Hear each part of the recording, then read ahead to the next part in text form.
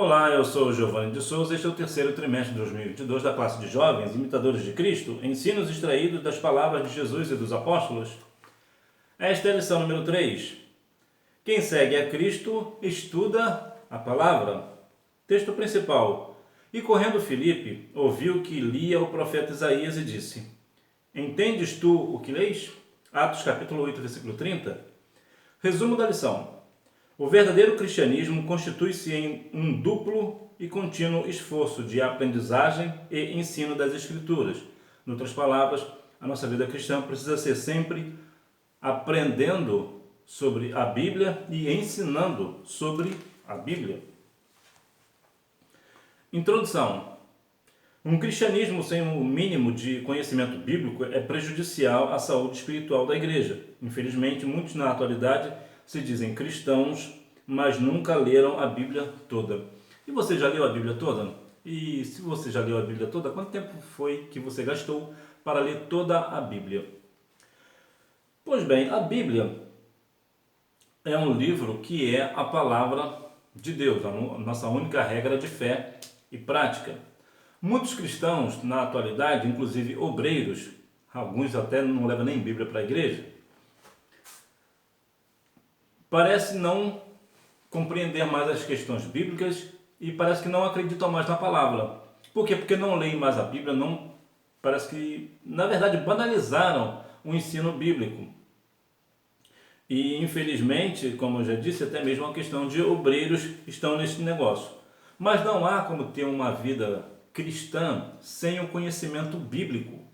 Mesmo aquelas pessoas que não têm uma leitura, que não sabem ler nem escrever, e são cristãs, elas têm conhecimento bíblico.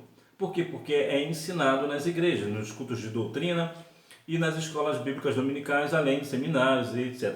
De modo geral, se você observar, talvez não seja o caso da sua igreja, mas se porventura na sua igreja tiver alguma pessoa que tem dificuldade de leitura ou que não sabe nem ler nem escrever, você verá que muito provavelmente é aluno da escola bíblica dominical ou vai nos cultos de doutrina ou as duas coisas. É muito raro uma pessoa que não sabe ler nem escrever, que está na igreja, que é um cristão, não ir a esses cultos. Por quê? Porque como ele não sabe ler nem escrever, ele não consegue ler a Bíblia, ele precisa de que alguém leia para ele, ou para ela, né? Então, muitas das vezes, as pessoas acham que hoje não precisa mais da Bíblia. Sim, nós precisamos continuar vivendo a nossa vida assim, ensinando. Na verdade, primeiro a gente aprende, né? Nós aprendemos a palavra, aprendemos sempre a palavra e ensinamos a palavra e da forma com que a palavra é. Então, não há um cristianismo verdadeiro sem o conhecimento bíblico. O cristão como missionário inato. Nós somos conhecidos dele. Esse é o padrão de comunhão que Deus deseja que vivamos com Ele, isto é, em um relacionamento tão real e próximo com Jesus que sejamos capazes de discernir com clareza o que é a voz do Altíssimo daquilo que é apenas ruído de nossos corações. A Bíblia diz que o coração é enganoso, como diz aqui Jeremias 17:9. E nós precisamos ter uma comunhão com o Senhor para discernir a voz. É muito interessante a questão da voz, porque você não conhece uma pessoa que tem a mesma voz, uma voz idêntica à outra. Por quê? Porque cada um tem uma voz específica. É verdade que existem algumas pessoas que têm vozes muito parecidas. E isto é verdade.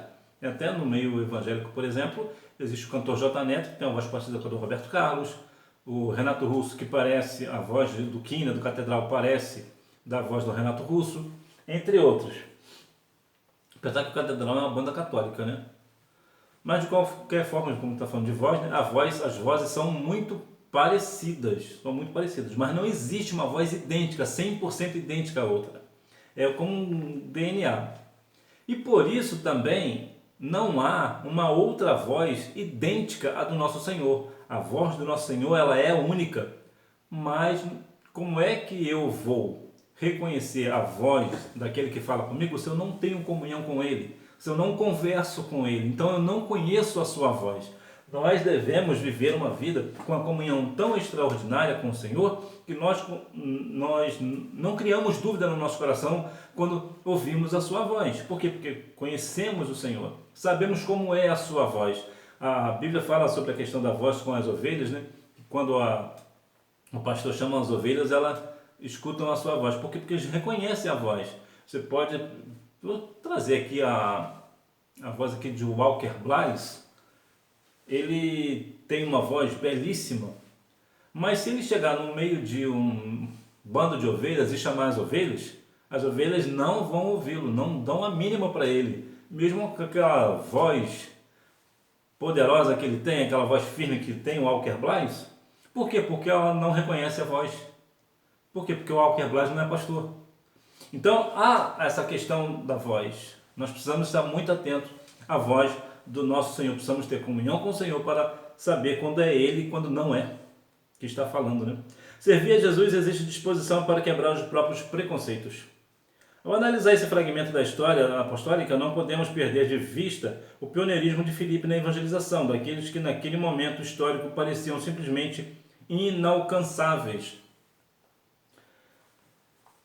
Precisamos evangelizar onde nós moramos, é verdade, nós precisamos levar a palavra do Senhor àqueles nossos vizinhos da sociedade, mas também precisamos levar a palavra para aqueles que são inalcançáveis, que parece que ninguém vai levar a palavra lá, parece que ninguém conhece o lugar, todo lugar ali é desprezado, aquele lado é... Não vamos deixar isso de lado, não, nós precisamos também, até essas pessoas que moram nos lugares mais distantes, mais inacessíveis da terra, nós precisamos sim, dentro das nossas oportunidades, nós devemos agarrar essa oportunidade com todas as forças que temos e levar a palavra a essas pessoas também. Nós não devemos fazer também dissensão na hora da evangelização. Nós, dentro do nosso, como eu vou dizer, dentro da nossa possibilidade, nós devemos sim levar a palavra do Senhor a essas pessoas.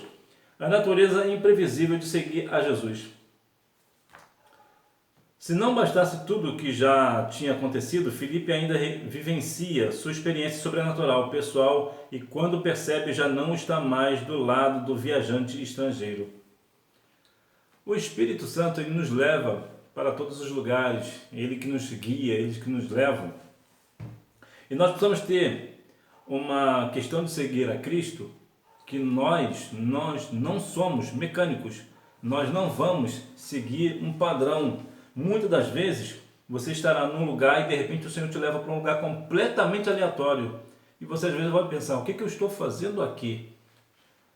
Por quê? Porque o Espírito te levou, o Espírito te impulsionou aí para aquele lugar.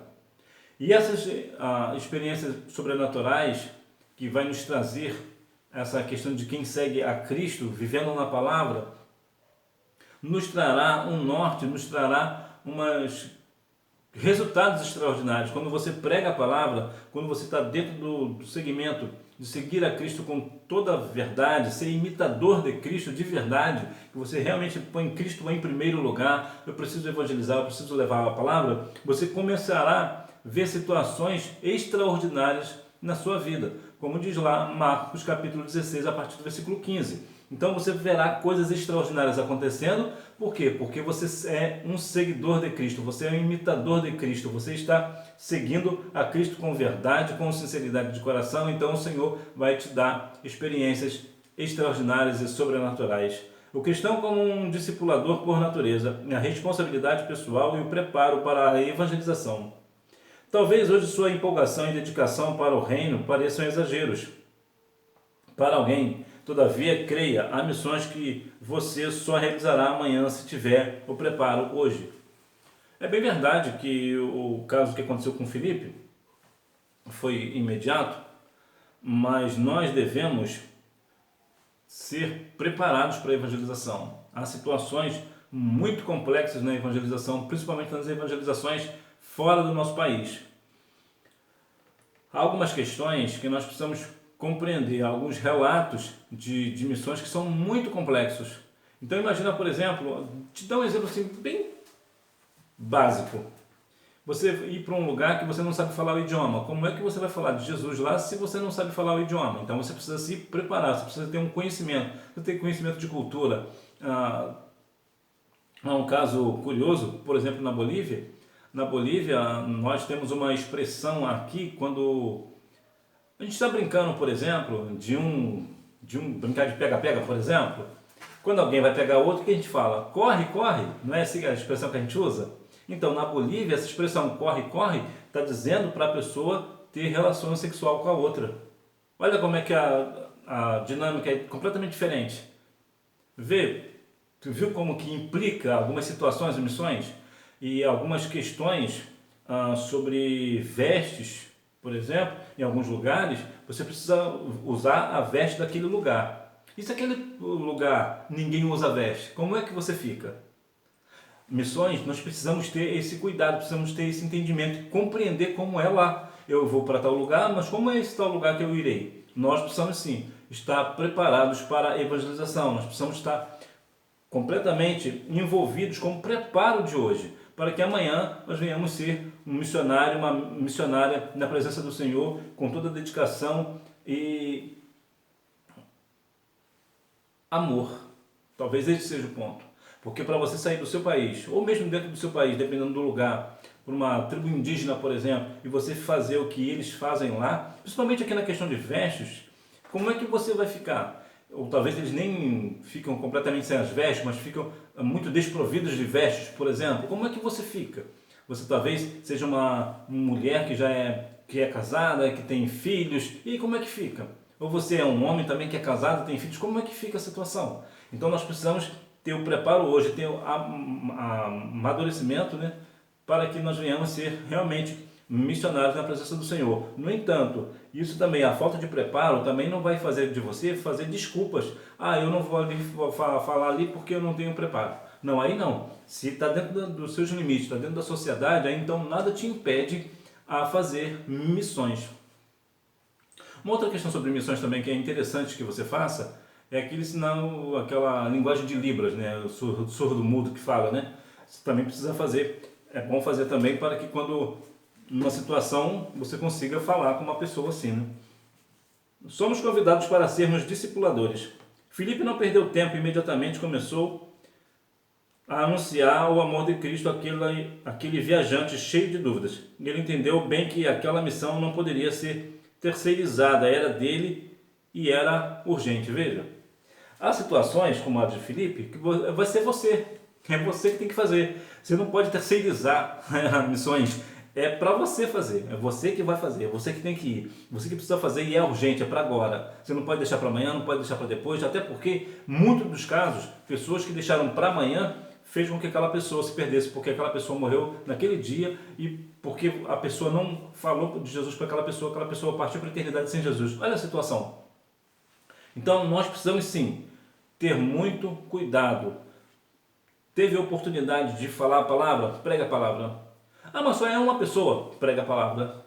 Nós precisamos viver isto com urgência. Essa missão, nós precisamos viver essa missão com urgência e, mais uma vez, não terceirize as missões. Essa missão é com você. Então você não fica, vou deixar para fulano fazer, deixar para o pastor fazer. Não, é com você. Todos nós somos missionários, todos nós temos que pregar a palavra. A compaixão para com aqueles que têm carência de Deus. Perceba que ele é um estrangeiro interessado na tradição judaica, pois carregava consigo uma cópia do texto do profeta Isaías. Entretanto, a possível vasta cultura pessoal daquele homem não preenchia o vazio da sua alma, a ponto dele se desesperar por não compreender para quem apontavam os profetas, as profecias. Mas, graças a Deus, havia um Filipe ali. Veja que algumas pessoas cheias do conhecimento, mas não têm comunhão. Então, não compreende. Tem conhecimento e não compreende. Olha que contraditório. Conhece a situação, mas não compreende. Como isso é possível? Veja que aqui tem uma pessoa que está querendo saber, tem um certo conhecimento, mas não compreende as profecias. Não compreende quem é Cristo, quem é o Senhor. Não compreende. E isso nós precisamos deixar isso claro. Nós devemos, independente se é uma pessoa que tem muito conhecimento ou nenhum conhecimento, se a pessoa tem interesse em saber, nós temos mais do que a responsabilidade de ensinar essa pessoa a respeito da palavra do Senhor. Então nós devemos sempre continuar ensinando a palavra, aprendendo a palavra e depois ensinando a palavra. O cristão como um servo, nunca duvide do poder transformador do Evangelho. O batismo daquele homem não foi precipitação de um novo convertido ou ambição religiosa de um evangelista. Antes foi a materialização de uma fé que inflamava o coração de ambos, tanto daquele que viajava sob as ordens da rainha etíope, como daquele que peregrinava com Jesus. Há aqui uma questão sobre a questão do batismo, que nós sabemos que sim, o batismo precisa ter um processo, né? A pessoa aceita Jesus hoje, entra num processo de ensinamento da palavra, de discipulado, fica um determinado tempo, dependendo da situação, e depois ele é batizado. Mas aqui no caso, veja que aqui não foi uma precipitação do novo convertido, ele realmente precisava ser batizado, ele queria, ele desejava ser batizado. Então ele foi batizado. E também não é uma questão de encher a igreja, né? Uma questão de evangelistas e tal, que é o caso aqui, não vamos batizar ele logo aí para ser mais um membro. Não, também não foi isso. Então foi algo que genuíno, foi um evangelho genuíno. Aqui o que aconteceu foi um batismo genuíno dentro dos princípios bíblicos. Por quê? Porque o batismo, mais uma vez, precisa de um discipulado e tudo mais. Entretanto, nem todos os casos. Há casos, por exemplo, como é o caso deste, que não precisou de um discipulado. Ele entendeu, compreendeu, aceitou e quis ser batizado. E é uma outra questão de querer ser batizado, que eu já falei algumas vezes, mais uma vez eu vou tornar a dizer, se porventura você está pensando em batizar, por alguma razão você ainda não é, só batize se você desejar ser batizado. Você não precisa, você não deve se batizar porque alguém disse para você se batizar, o seu pai, a sua mãe, o seu pastor, os seus líderes de mocidade, nada disso. Você precisa querer batizar. Por outro lado, você também não vai ficar aí 50 anos na igreja sem ser batizado, né? Você também tem que ter aí os dois lados, tem que ter a moderação e buscar aí esse desejo de batizar, né?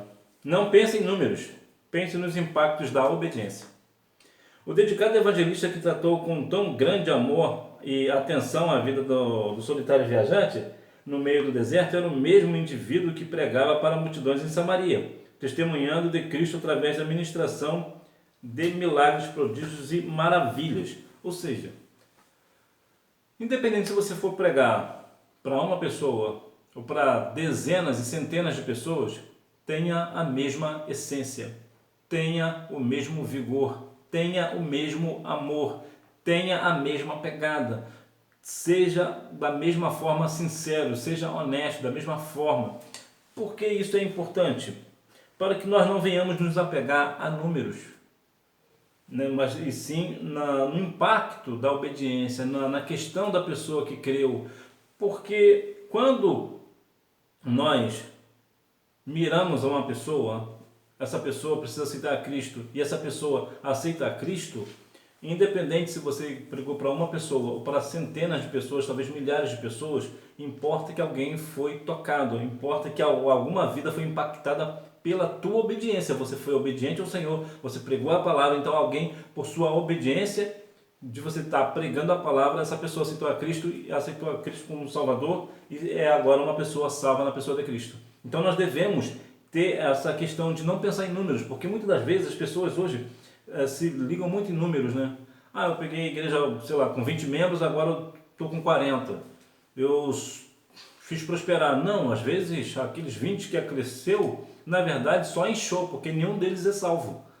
Veja que situação. Por quê? Porque as pessoas estão apegada em números, então batiza qualquer um que chegar, não, batiza logo aqui, esse aqui você já pode batizar, aí às vezes até criança, né, em alguns casos, 11 anos, 12 anos já estão batizando, a criança nem sabe o que está fazendo. É claro que em alguns casos específicos tem criança de 12 anos, né, adolescente de 12 anos, que sabe muito mais do que adulto a respeito da palavra do Senhor. Mas eu digo aqui, a criança chegou agora, o menino chegou, a menina chegou agora, não sabe nada e o dirigente lá, o pastor já quer batizar essa pessoa. Por quê? Porque ele quer encher a igreja, quer fazer membro, quer número, para depois apresentar para outro pastor. Aqui ó, eu tinha tantos membros, agora eu tenho X, eu tenho mais, eu dobrei. Como se ele fosse fazer a igreja crescer. Quem faz a igreja crescer é o Espírito do Senhor, porque é o Espírito do Senhor, o Espírito Santo que convence o mundo do pecado, da justiça e do juízo. Então, o que nós devemos fazer é obediência à palavra do Senhor. Depois de cumprir tudo o que Deus mandar fazer, faça mais. Depois de tudo isso, talvez alguém pudesse pensar, tá bom, né, Deus? agora um pouquinho de férias, mas não é isso que o livro de Atos nos informa. Mal havia terminado essa maratona de missões, Deus já tinha outra maravilhosa tarefa para Filipe. E sabe o que é melhor? Ele fez muito mais depois do que antes, pois foram mais cidades alcançadas e, por consequência, mais vidas transformadas. Esse é o resultado de trabalhar para Jesus. Felicidade, realização e crescimento espiritual. Hoje em dia tem esse negócio, né, de pastor tirar férias, eu nunca vi isso.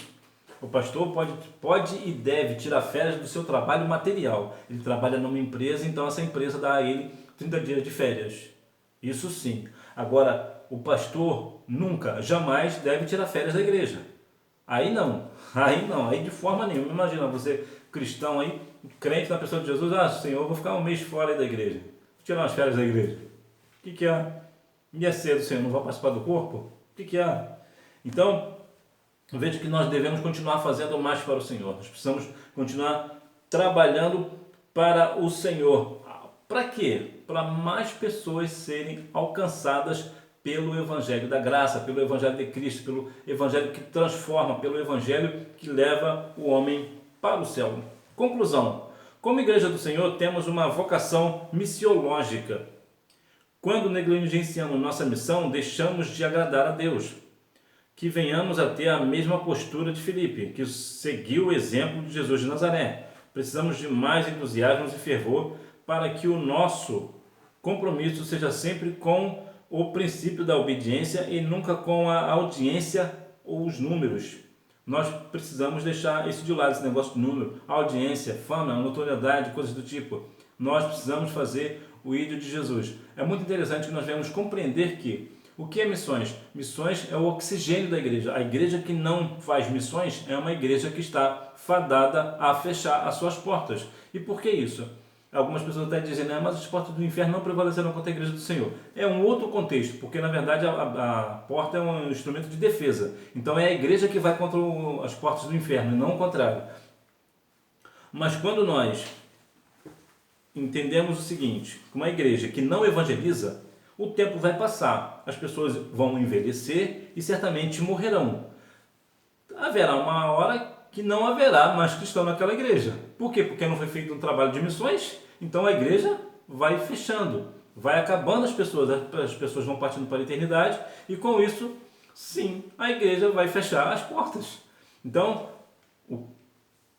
missões é o oxigênio da igreja. Nós precisamos continuar evangelizando. Missões, mais uma vez, é o oxigênio da igreja. Sem missões, a igreja morre.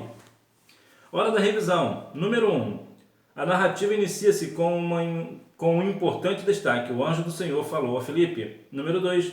Não. Isto se torna um duplo pecado, preconceito e omissão espiritual. Número 3. Leve pessoas a Cristo. Construa com elas vínculos pessoais e espirituais. Número 4. Não. Número 5. Porque certamente esta pessoa está buscando agradar a homens ou instituições e não ao Criador. O fardo de Jesus é leve. Então que nós venhamos manter esse balão de oxigênio ligado, né? Nós venhamos continuar o balão de oxigênio da evangelização, de missões ligado bem, né? Bem firme ali. Ó. Que nós venhamos assim fazer missões, continuar evangelizando, continuar pregando o Evangelho para que a Igreja do Senhor seja cada vez mais forte e mais pessoas sejam alcançadas pelo Evangelho e tenham suas vidas transformadas e salvas na pessoa de Cristo, para que naquele grande dia nós venhamos entrar pelas mansões celestiais. Que Deus em Cristo continue abençoando a sua vida, que você tenha uma boa aula, não deixe de ir à Escola Bíblica Dominical, até porque quem faz a escola é o aluno. Tchau!